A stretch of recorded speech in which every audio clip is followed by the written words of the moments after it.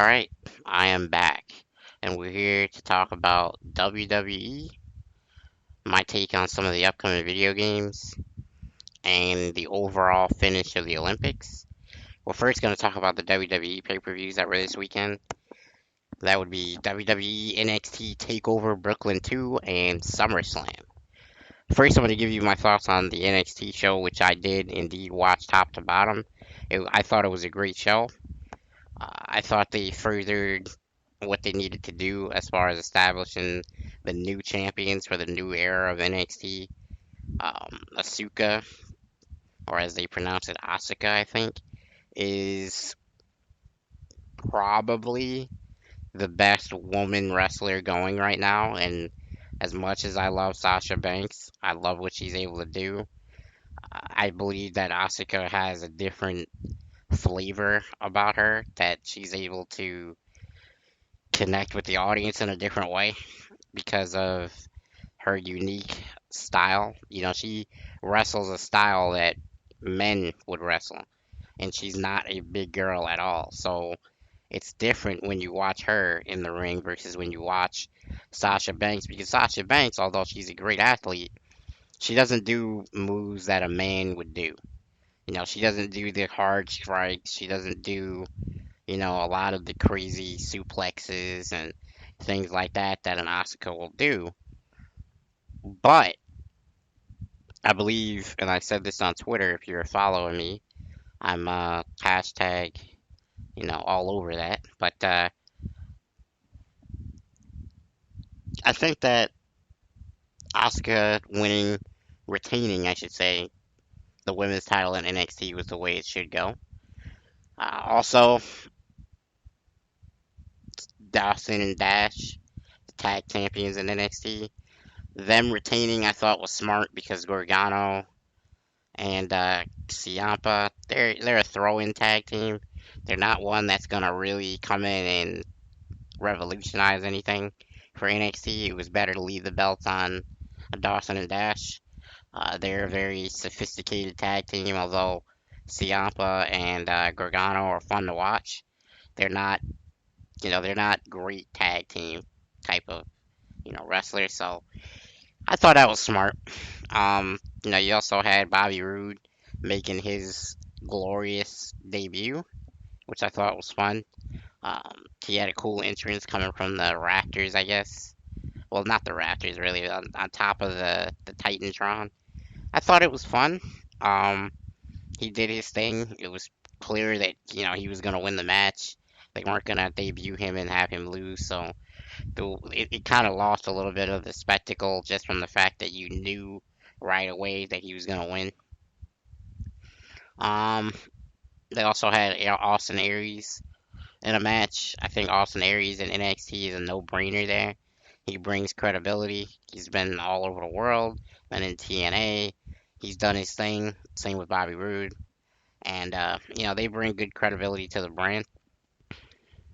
I think that the main event, which was Samoa Joe versus Shinsuke Nakamura, I think that overall, that was the best match we've seen the entire weekend. That was one of the best NXT matches of all time. I think that both guys put everything out there. They both hit their stuff. They both kicked out of each other's stuff. Nobody that's so far has been able to kick out of the Kinshasa, which is Shinsuke's finisher. Samoa Joe did it. Nobody's kicked out of the Muscle Buster. Shinsuke did it. So I think they both, sometimes when you put a title on somebody new and you kind of downgrade the current title holder, I don't feel like they did that. They both look very strong.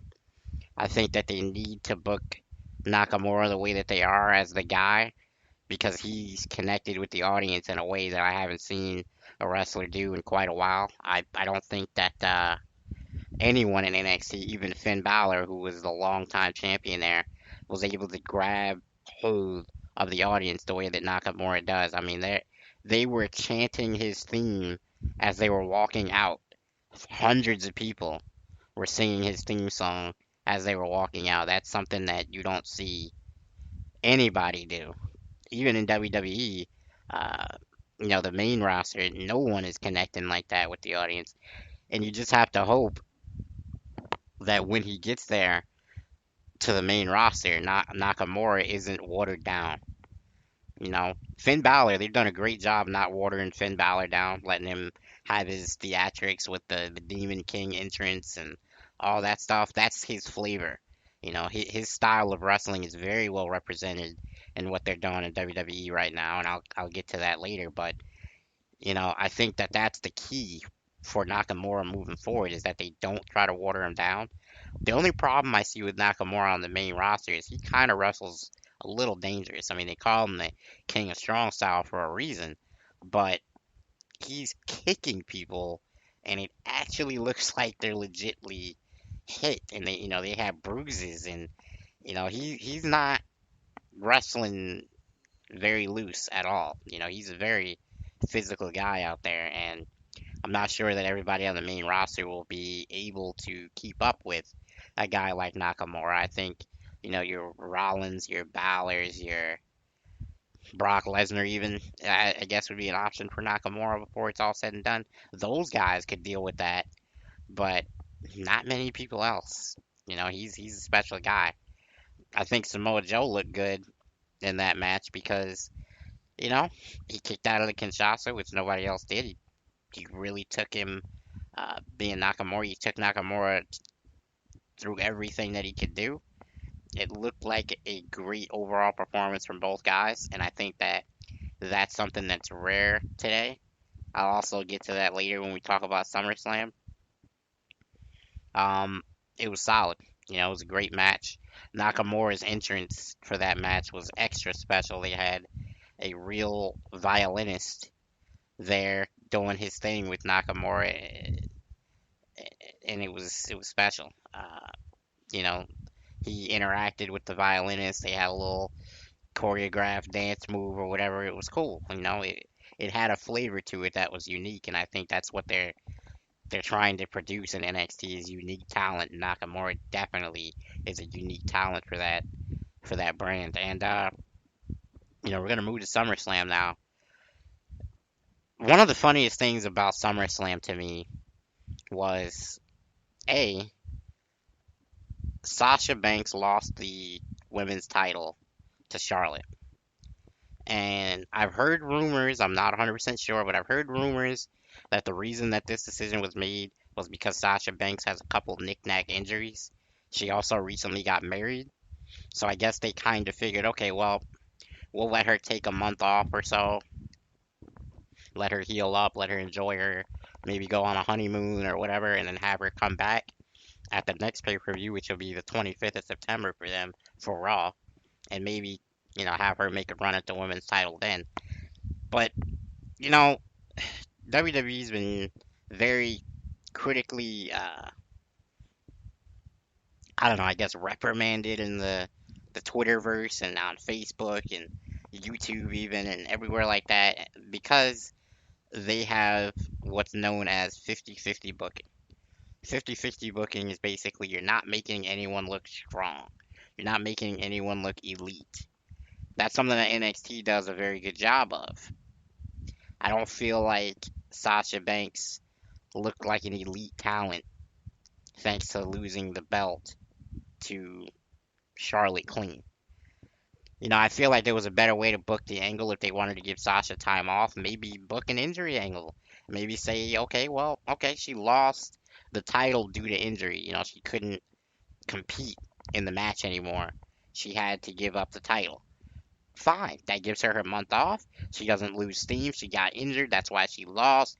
It doesn't even make Charlotte look any weaker because Charlotte lost to her clean, a few weeks prior to lose the belt. So you're leaving Charlotte exactly where she is now. I mean, she can even play up the fact that she injured Banks.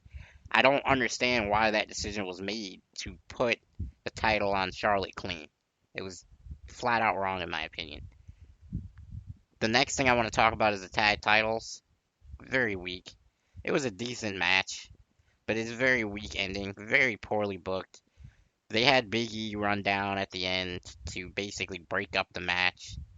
It's just terrible. I don't understand the point behind that match if you're gonna just have Big E interfere and basically let the team of Gallows and Anderson win by a DQ.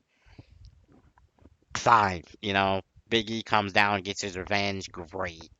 That's awesome. But what was the point of the match then? You have a tag team title match.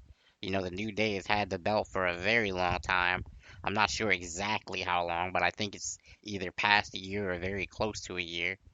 And, you know, it was, I don't know, poorly booked in my opinion. Maybe have him come back early, like have Big E come back for the match, not just DQ the match and make it a wash. That didn't make any sense. Um, the other thing that we're going to talk about here is the WWE Heavyweight title, which Dean Ambrose had around his waist and still has, thanks to beating Dolph Ziggler again. You know that you know a few minutes ago I said that there was 50-50 booking. Not too many people like that. Here's an example of booking that makes Dean Ambrose look way superior to Dolph Ziggler. They literally had Dolph Ziggler not do much the entire match. He was just there. He was a poor competitor in terms of what it looked like he was able to do to Dean Ambrose. I do not think that that's gonna help Dolph Ziggler look strong. In fact, it's gonna devalue him a ton. I don't know if that's the best thing for the brand. I think that they should probably have made it a closer match. Maybe make something crazy happened at the end. Let Dolph come close to winning the title at least. That match was a wash, man. It wasn't even close. At best, he hit a super kick outside the ring. Being Dolph Ziggler, he hit Ambrose with a super kick outside the ring, but it was never close. It was never in contention, and that's exactly what Dean Ambrose said was going to happen. He said he was going to have a good match, and he wasn't going to win, and it was a decent match. It wasn't even up to Ziggler and Ambrose's standards, but I guess maybe it was because they didn't have the time to tell the proper story. I don't know, but it just seemed like a rushed match. It was poorly done in my opinion. I didn't like it at all. Um, Nikki Bella returned in the women's division on SmackDown. Looked solid at her debut, or her re-debut, I guess. Um, I can't say anything really about the women's um, battle, you know, tag team thing. It was all right. It was a good way to showcase Nikki Bella coming back. She hit her new finisher, which kind of looks like a TKO. It was solid. Moving along, we're gonna talk about the IC title again. Don't understand the point of the match. You have the Miz, the weakest champion on the roster. He wins again. You don't elevate the new talent. I don't get it. I really don't.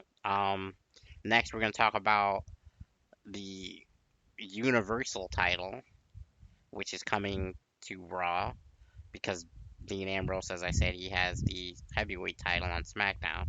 The Universal title was created because Raw doesn't have a main championship and they needed one. You know what? It was a good match. I can't say anything wrong about the match. It was very solid. Both guys got in their stuff. They did a great job. The only thing that I didn't really like, to be honest, was the fact that, and I'm amazed that I'm going to say this, but Finn Balor comes in fresh, basically, off of NXT and wins the belt. He has 3 matches and then wins the belt. I don't like that. I think that he should have had a bigger build up. He should have, went through the roster. He should have dominated a little bit. They should have put the belt on Rollins. They should have had Rollins win and then have Finn chase the title a little bit. And I think that would have been cooler. You know what? I'm running out of time. We got to stick to the 15-minute deadline here. So we're going to cover the Brock Lesnar fight with Randy Orton, and we're going to cover my thoughts on upcoming video games in the next episode, which is coming at you very soon.